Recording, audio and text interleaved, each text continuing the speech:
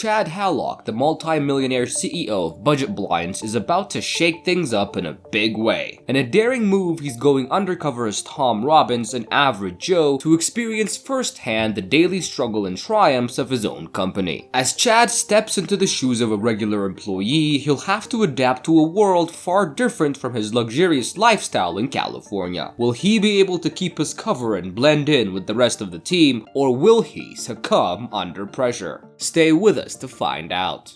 The company is a family-owned business that Tom started a while back, and within a few months after the company was established, it became an overnight sensation, generating a ton of revenue. As Chad now goes undercover pretending to be Tom, his employees are gonna be told that he's on a reality show called Second Chances, where a failed businessman gets to win a financial backing to start a new company. Chad's first undercover job is with Keith, a franchise owner. Keith's been doing this job for about 10 years now, and he's trying his best to make ends meet and support his family. As the conversation goes on, it gets a little awkward as Keith starts to talk about the company and the owners, and he starts talking about Chad's twin brother and how nice he is, but when he starts to talk about Chad, he doesn't really say any nice things. He says that Chad is more of the serious type, and he also tells quote-unquote Tom that him and his friend make fun of Chad because he's like a Hollywood type person. As Chad starts his day with Keith, he sees just how tedious and long his consultations are, as Keith doesn't really push his customers to pick something, he actually just gives them the catalog and they have to decide for themselves. And this can take hours as there are so many options that the company offers. After the very long consultation, Keith goes on to tell Chad his ideas about restructuring the company. He tells Chad that the company only looks at things nationally, and if profit margins are up, nothing really gets considered regionally. What he's specifically talking about is marketing funds. He doesn't think that people in California really understand and know people in Chicago, and he thinks that people in Chicago who work for the company should be able to market the goods that they sell their own way. Keith is understandably frustrated by this idea, as the company has its own standards and goals that they meet by implementing this very same nationwide ideology that almost always maintains their profit margins higher than the previous year before. Next, Chad goes to see Maris, another franchise owner who works in the inner city. And oddly enough, Maris had the same idea as Keith about how the company uses the marketing funds. She also believes that regional workers should have a say in how the product is marketed on the region in which they operate. Maris was a very professional worker in the way she handled her installations and the customers. As Chad got close to her, he got to know a little bit about her personal life and how she has a kid who's sick and she needs to find a neurologist soon as her son has issues with his motor functions. After finishing up his day with Maris, Chad heads over to the very enthusiastic Pam. Pam is a paint line technician. She basically handles paint and colors. She shows Chad around the work area and lets him know how work is done inside the factory, but even though Pam has been working in the company for decades, she doesn't really feel like the company cares much about the employees. They used to have picnics and recreational activities and that would pick up morale, but now morale is pretty low as they all feel very expendable. Chad then moves on to his next and last employee, Dennis, who's an installer. Dennis is one of the best employees that the company has, as he makes a lot of sales, and most of all, he goes the extra mile to make customers happy. But shadowing Dennis wasn't really an easy job, as he was very specific in what he wanted. His motto was to do things by the book, so that the customers get exactly what they asked for. And since Chad hasn't really assembled a window in quite some time, it was kind of difficult for him to follow. Later on after work, as they grab drinks, Chad learns just how big of a family man Dennis was, and he also learns of the tragedy that struck Dennis and his family. Dennis had lost his son a while ago, as one day he received a phone call telling him that his son was shot and killed. Hearing all this was very shocking to Chad, as he has a son of his own and he doesn't know what he would do if something like that happened. It is now time for Chad to go back to his original life and think about everything he's witnessed so far from his employees and hopefully make some changes and decisions that will benefit everybody in the process. The coming week, Chad reveals himself to all his employees. He first starts out with Pam and tells her that her and her employees in her division can now have their picnics back.